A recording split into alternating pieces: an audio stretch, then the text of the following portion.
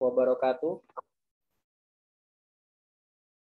Waalaikumsalam warahmatullahi wabarakatuh. Rabbi sholli sadri wa yassir li amri wahlul 'uqdatam min lisani yafqahu qawli. Selamat pagi dan salam bahagia. Alhamdulillah kita dapat berjumpa lagi untuk mata kuliah Bisnis Internasional dan saat ini merupakan pertemuan yang ke-16. Seperti biasa sebelum kita mulai perkuliahan saya akan absensi terlebih dahulu.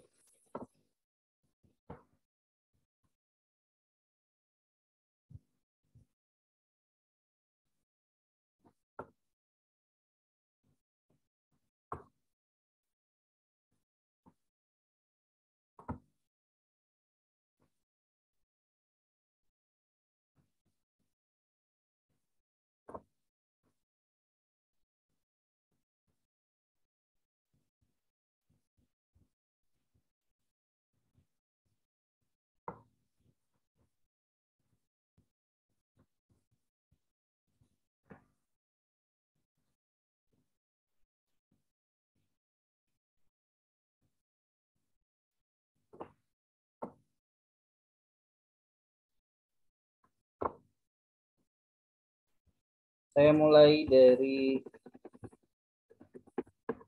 Aisyah Tazkiroh. Aisyah Tazkiroh ada? Tidak ada. Mana dia? Sudah 2 hari tidak hadir.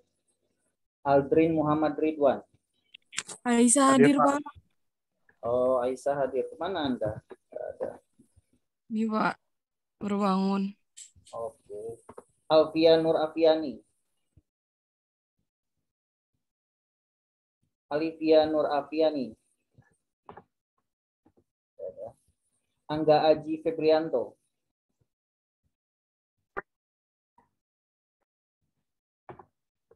Anggit Melian. Tidak ada. Anissa Solihat.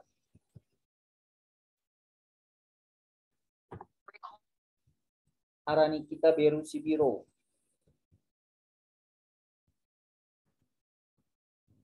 Aranikita Beru Sibiro. Anggit Melian ada? Ada ya? Oke. Aranikita tidak ada. Cepi Ramdan Effendi. Cepi Ramdan Effendi. Cynthia Arianti Mahardika. Hadir, Pak. Dika Firmansyah. Dika Firmansyah. Eldi Nur Fauzi.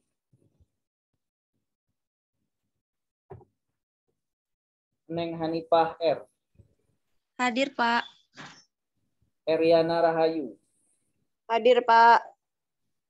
Ferdiansyah.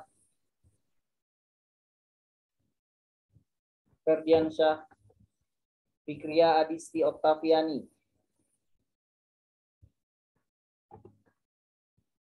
Andika Dermawan.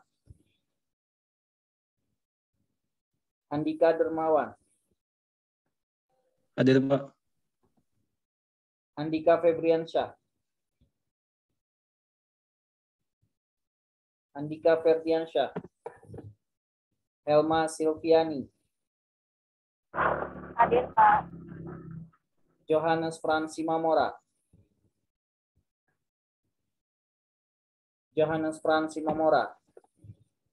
Kiki Damai Hapsari. Hadir, Pak. Melani. Hadir, Pak. Miftahul Jannah. Hadir, Pak. Nadila Fitri Fauzia. Hadir, Pak. Endentri Nuraini. Hadir, Pak. Nurul Puji Pangesti. Hadir, Pak. Risma Ananda. Hadir, Pak. Robi Maulana. Hadir, Pak. Saridesi Agustina. Hadir, Pak. Selina Marcel. Hadir, Bapak. Siti Nurhalisa. Hadir, Pak. Tiara Agisti Septiani. Tiara Agisti Septiani. Mana dia? Tika Arlindania. Tika Arlindania. Mana dia? Wina Putri. Winatria Putri. Winatria Putri. UCE Sinaga. Hadir, Pak. Zain Fikri Atmaja. Zain Fikri Atmaja. Zeni Mustika Putri Maulani. Hadir, Pak. Debi Anissa Zaini. Debi Anissa Zaini. Erika.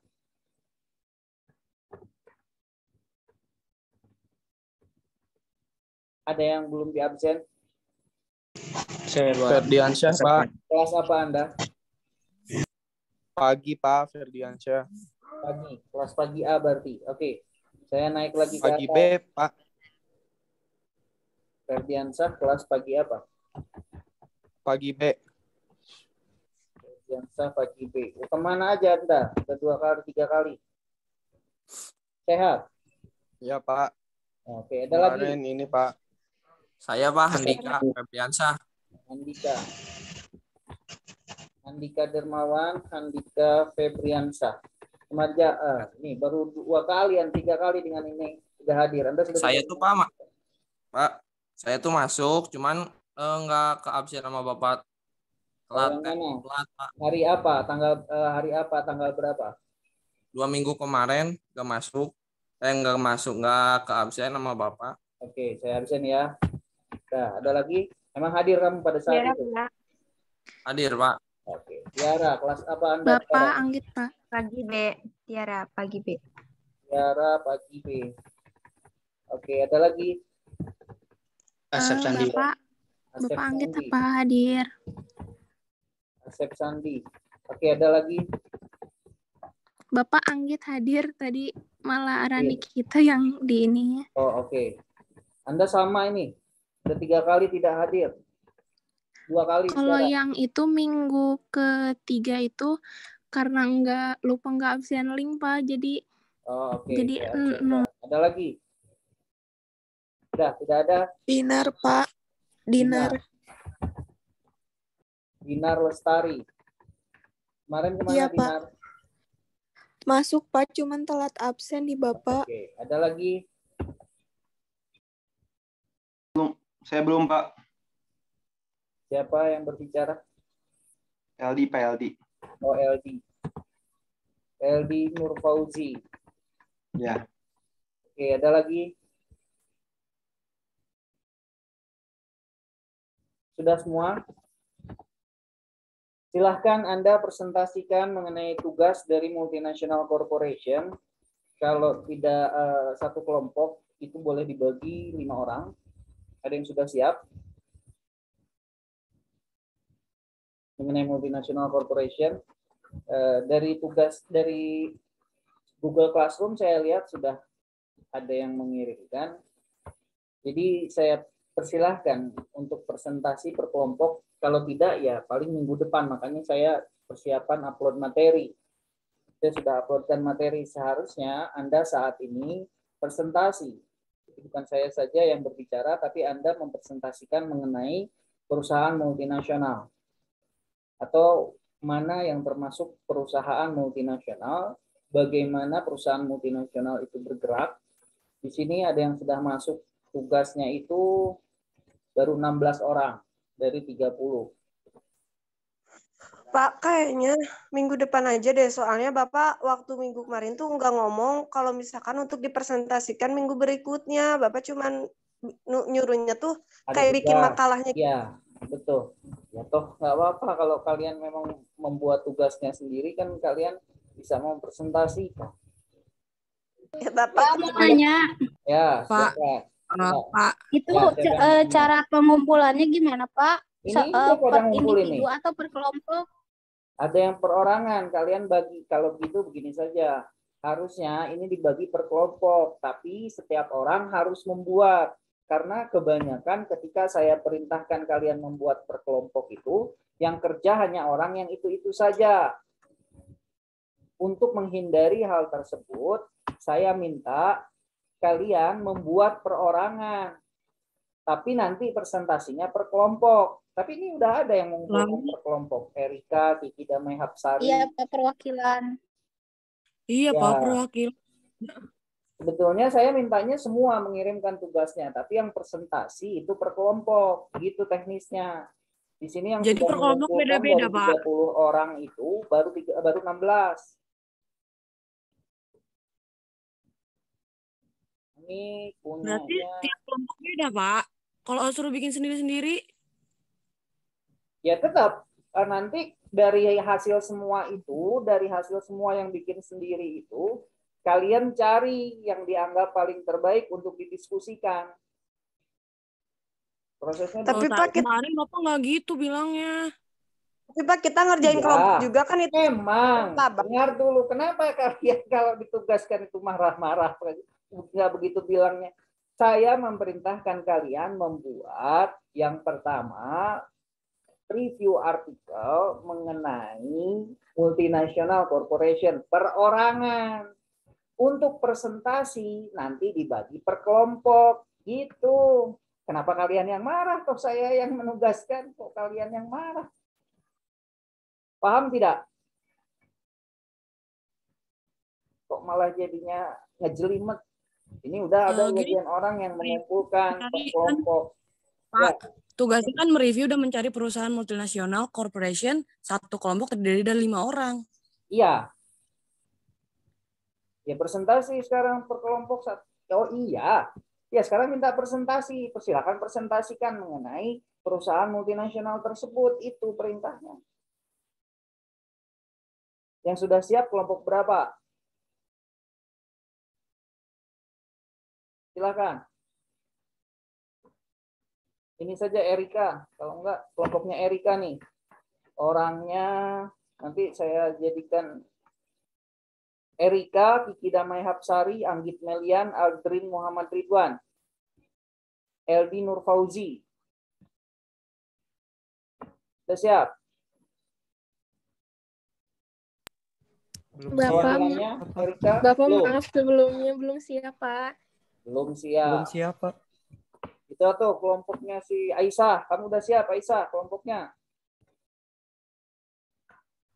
Belum siap, Pak. Belum siap. Arani Belum ada kita, PPT-nya. Biro juga nggak ada. Robi Maulana, Neng Hanifah, Miftahul Jannah, Tiara Agisti Septian, Yusi Esinaga. Sudah? Belum, Bapak. Belum, Pak. Angga Aji Febrianto, Nurul Puji Pangesti, Risma Ananda. Silakan. Belum ada PPT-nya, Pak. Belum siap, Pak. Ya harus dibuat Belum PPT-nya. Ya sudah, kalau belum ada minggu depan kalian sudah harus presentasi, oke? Tidak ada lagi excuse, Baik, minggu Pak. depan kalian presentasi. Jadi saya masuk ke materi yang sebetulnya materi ini berkaitan dengan multinational corporation juga. Ketika kita berbicara mengenai multinational corporation, berarti kita berbicara mengenai bisnis internasional yang dia berfungsi atau bertindak salah satunya adalah untuk menjalankan balance of trade atau yang dinamakan dengan perdagangan internasional. Ketika kita menjalankan perdagangan internasional, ini bisa mengurangi tingkat moneter. Jadi krisis moneter, krisis dunia itu terjadi karena tidak adanya sirkulasi, pengeluaran dan pemasukan. Mandek semua. Tapi semua itu setiap negara merasakan hal itu. Salah satu cara yang bisa kita lakukan untuk menanggulangi hal itu tetap menjalankan roda perekonomian.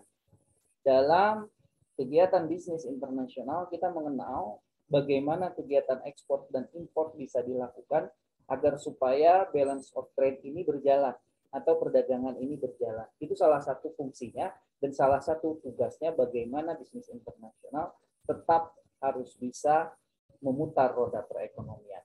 Saya sudah menguploadkan materi di situ. Dalam kebijakan moneter, sebetulnya kebijakan moneter ini juga berkaitan dengan perbankan. di mana pihak perbankan dia harus mempersiapkan dan harus bisa mengatasi atau menanggulangi krisis perekonomian yang dialami oleh dunia. Salah satu peran yang akan muncul dalam kegiatan bisnis internasional terdapat dari teori perdagangan internasional yang berkembang dengan munculnya di negara besar Eropa selama abad ke-16. Jadi sejak dari dulu itu sudah dipikirkan bahwa negara individual dalam membahas pola ekspor dan impor berperan untuk mengatasi krisis moneter dunia. Itu yang dikatakan. Jadi peranan bisnis internasional salah satunya adalah untuk bisa mengatasi krisis moneter dunia dengan dilakukan ekspor dan impor. Pada sejarahnya ada yang dikenal dengan zaman merkantilisme. Merkantilisme adalah filosofi ekonomi abad ke-16 yang mengatakan bahwa kemakmuran sebuah negara diukur dari simpanan emas dan peraknya.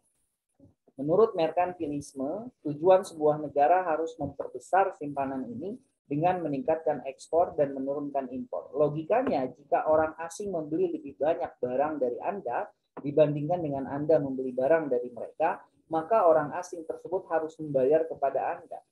Selisihnya dalam bentuk emas dan perak yang memungkinkan Anda menumpuk harta. Ini yang dilakukan berdasarkan dari teorinya merkantilisme.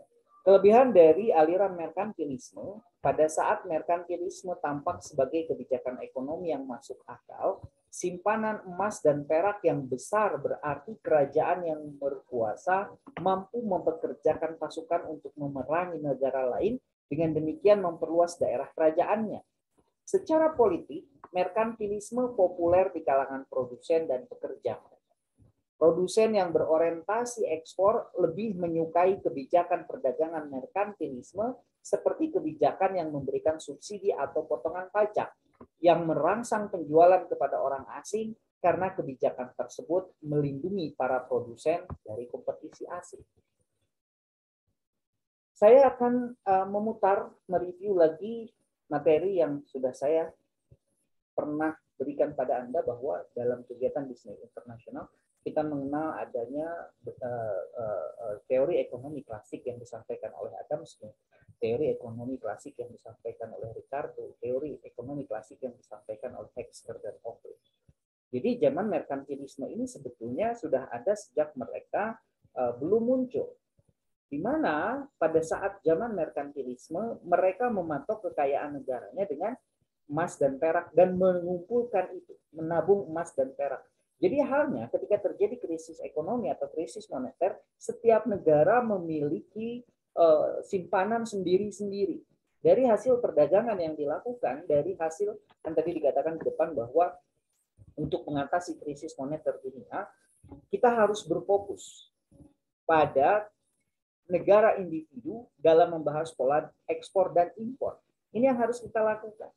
Jadi ketika kita mengalami krisis dunia, kita punya simpanan. Nah, dibahas dalam teori merkantilisme ini, bahwa untuk bisa menanggulangi itu, setiap negara memang harus memiliki cadangan atau devisa negara. Nah, supaya cadangan ini tidak habis, pola ekspor dan impor itu harus ditingkatkan. Intinya dari teori ini begitu. Pada saat merkantilisme tampak sebagai kebijakan ekonomi yang masuk akal, simpanan emas dan perak yang besar berarti kerajaan yang berkuasa mampu mempekerjakan pasukan untuk memerangi negara lain, dengan demikian memperluas daerah kerajaannya. Secara politik, merkantilisme populer di kalangan produsen dan pekerja mereka. Produsen yang berorientasi ekspor lebih menyukai kebijakan perdagangan merkantilisme seperti kebijakan yang memberikan subsidi atau potongan pajak. Ini pun salah satunya yang dilakukan, yang merangsang penjualan kepada orang asing karena kebijakan tersebut melindungi para produsen dari kompetisi asing. Tetapi aliran ini memiliki kekurangan. Aliran merkantilisme sebagai anggota masyarakat dirugikan oleh kebijakan seperti ini. Subsidi pemerintah terhadap ekspor industri tertentu dibayar oleh pembayar pajak dalam bentuk pajak yang lebih tinggi. Pembatasan impor pemerintah dibayar oleh konsumen dengan bentuk harga yang lebih tinggi karena perusahaan domestik menghadapi persaingan yang lebih kecil dari produsen asing. Nah, ini yang dilakukan. Neo-merkantilisme dan proteksionis. Proteksionis ini artinya adalah perlindungan. Kebijakan merkantilisme menguntungkan anggota masyarakat tertentu, maka kebijakan merkantilisme masih menarik secara politik bagi beberapa perusahaan dan pekerjaan mereka pendukung modern terhadap kebijakan serupa yang disebut neomerkantilisme atau proteksionis. Sikap proteksionis tidak terbatas pada Amerika Serikat, Amerika Utara, Eropa yang telah lama mengeluh karena Jepang membatasi akses barang asing ke pasarnya. Nah, ini yang harus kita pikirkan ketika mereka membatasi bagaimana cara masuknya. Oleh karenanya bisnis internasional masuk ketika dia harus mengetahui bagaimana budaya dari suatu negara. Ketika kita mengetahui budaya dari suatu negara, kita bisa masuk untuk mengikuti mereka. Saya jadi ingat kalau misalnya kita sedang bergaul dengan orang, biasanya kan ini logika mudah, analogi mudahnya begitu. Ketika kita ingin bergaul dengan seseorang, supaya nyambung, ada gelombang yang terjadi antara individu satu orang dengan orang yang lain, apa yang kita lakukan? Tentu kita harus memiliki kesamaan supaya berjalan searah, bertujuan, sama-sama melangkahkan gitu ya. Mulai dari kamu sukanya apa, mencari. Kamu sukanya apa? Oh, saya sukanya makan sushi misalnya. Ya kita sama-sama harus suka makan sushi, intinya begitu loh. Ketika kita ingin melakukan perdagangan dengan orang lain, kita harus mengetahui budaya yang ada di negara tersebut. Ketika kita ingin membuka perdagangan dengan orang Jepang, bagaimana orang Jepang itu sehari-hari, bagaimana agama mereka, itu yang harus kita ketahui. Makanya dalam artikel itu, dalam MNC itu, harus disertakan ada budaya apa di perusahaan. Jadi ketika kita mengetahui orang Jepang sukanya makan sushi, ketika seorang pebisnis dia lobbying dengan orang bisnis lainnya, ya ikutin. Ketika orang itu suka makan sushi, kita bareng-bareng makan sushi. Sehingga terciptalah sebuah chemistry. Akhirnya berjalan kalau laki-laki dengan perempuan, misalnya yang tadinya si laki-laki ini ingin melakukan pendekatan pada seorang perempuan, yang harus dilakukan oleh seorang laki-laki adalah mengetahui apa kesukaan si perempuan itu, kan begitu ya. Nah, begitu juga dengan kita melakukan perdagangan, yang harus kita lakukan pertama kali, kita mengetahui terlebih dahulu apa yang sering dilakukan oleh negara tersebut. Sukanya makan sushi, oke, kita sama-sama makan sushi. Bagaimana pola komunikasi mereka? Oh, berarti kita harus mengetahui bahasanya. Dalam artian, komunikasi kita harus nyambung. Tapi kalau misalnya antara pebisnis dengan pebisnis lainnya, diam saja, nggak ngobrol, tidak akan mungkin terjadi perdagangan, kan begitu ya. Nah, istilah anak muda zaman sekarang, istilah anak muda saat ini, mereka mengatakan itu sebagai PDKT. Kan. Jadi yang harus dilakukan oleh seorang pebisnis pertama kali adalah melakukan pendekatan dengan cara mengetahui bagaimana budaya mereka diterapkan, bagaimana budaya mereka bisa terjadi. Bahkan ahli bisnis dari Harvard Business School dia mengatakan selain kita harus mengetahui budaya dari orang lain, berarti artinya kita harus tinggal seumur hidup di negara orang tersebut. Satu, ketika kita ingin melakukan kegiatan bisnis dan mengatasi moneter atau mengatasi krisis yang terjadi dalam perekonomian. Yang kedua, kita melakukan training, itu yang dilakukan. Yang ketiga, kita harus melakukan link.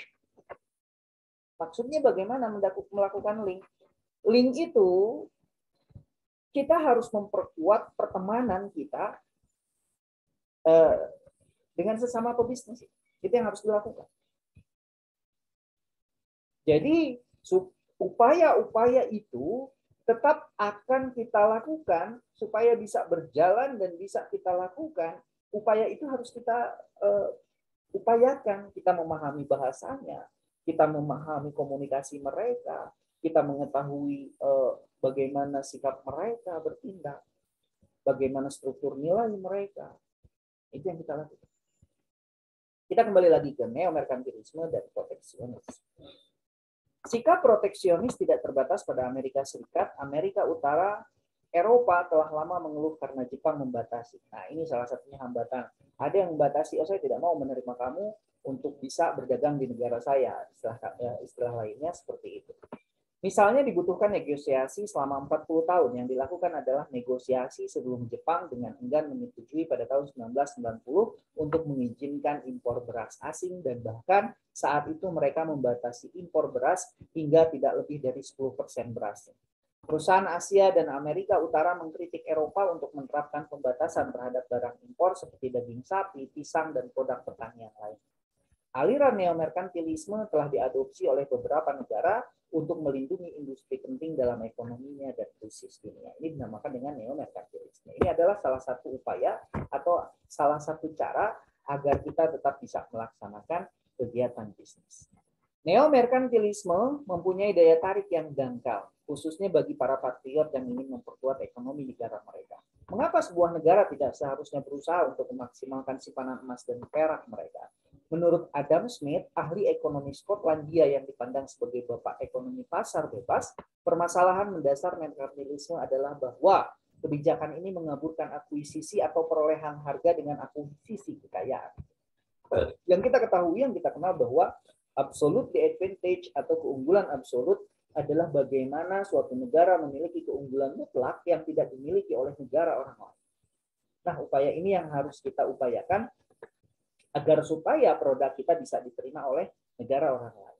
Ini upaya agar kita bisa mendobrak ketika orang Jepang tidak mau menerima produk yang kita jual pada mereka. Salah satu upayanya kita harus memiliki keunggulan yang mutlak yang tidak dimiliki oleh negara tersebut. Kemudian bisnis internasional berperan dalam menangani moneter yang terjadi krisis dunia. Bagaimana bisnis internasional berperan untuk bisa menanggulangi krisis moneter? Tadi dibahas di depan bahwa kita harus meningkatkan ekspor dan impor. Di Indonesia sendiri salah satu yang dilakukan adalah untuk mengurangi tingkat moneter, yang dilakukan adalah dengan membuat undang-undang yang dibuat oleh Bank Indonesia yang bertujuan untuk mencapai dan memelihara kestabilan nilai rupiah. Salah satu unsur bahwa krisis moneter itu nilai rupiah yang menurun. Tujuan ini sebagaimana tercantum dalam Undang-Undang Nomor 23 Tahun 1999 tentang Bank Indonesia yang sebagaimana diubah melalui Undang-Undang Nomor 3 Tahun 2004 dan Undang-Undang Nomor 6 Tahun 2009 Pasal 7. Kestabilan rupiah yang dimaksud mempunyai dua dimensi. Dimensi pertama, kestabilan nilai rupiah adalah kestabilan terhadap harga-harga barang dan jasa yang tercermin dalam perkembangan laju inflasi. Sementara itu, dimensi yang kedua terkait dengan kestabilan nilai tukar rupiah terhadap mata uang negara lain. Indonesia menganut sistem nilai tukar mengambang atau free floating. Namun peran kestabilan nilai tukar sangat penting dalam mencapai stabilitas harga dan sistem keuangan. Ini adalah tujuan kebijakan moneter yang tercakup dalam Undang-Undang Nomor 3 Tahun 2004 dan Undang-Undang Nomor 6 Tahun 2009 Pasal 7. Sebetulnya tugas siapa ini? Kalau berdasarkan undang-undang ini ditugaskan kepada Bank Indonesia untuk menstabilkan bagaimana supaya tidak terjadi moneter. Salah satu ciri bahwa terjadi krisis moneter adalah stabilitas dari nilai tukar rupiah. Nilai tukar rupiah yang merosot ini salah satu ciri bahwa kita sedang mengalami krisis moneter. Nah, untuk menanggulangi hal krisis moneter ini, pemerintah mereka menunjuk Bank Indonesia yang bekerja sama, Kementerian Keuangan bekerja sama dengan Bank Indonesia untuk menanggulangi hal ini. Dalam upaya mencapai tujuan tersebut, Bank Indonesia sejak 1 Juli 2005 menerapkan kerangka kebijakan moneter atau Inflation Targeting Framework yang disingkat dengan ITF. Kerangka kebijakan tersebut dipandang sesuai dengan mandat dan aspek kelembagaan yang diamanatkan oleh undang-undang dalam kerangka inflasi merupakan sasaran yang diutamakan atau overriding objective. Bank Indonesia terus melakukan berbagai penyempurnaan kerangka kebijakan moneter sesuai dengan perubahan dinamika dan tantangan perekonomian yang terjadi guna memperkuat efektivitasnya. Kerangka kebijakan moneter dalam melaksanakan kebijakan moneter, Bank Indonesia menganut kerangka kerja yang dinamakan Inflation Targeting Framework atau disingkat dengan ITF. ITF merupakan suatu kerangka kerja framework dengan kebijakan moneter yang diarahkan untuk mencapai sasaran inflasi yang ditetapkan ke depan dan diumumkan kepada publik sebagai perwujudan dan komitmen akuntabilitas bank sentral. Inflation Targeting Framework diimplementasikan dengan menggunakan suku bunga kebijakan sebagai sinyal kebijakan moneter dan suku bunga pasar uang antara bank atau yang disingkat dengan PUAB.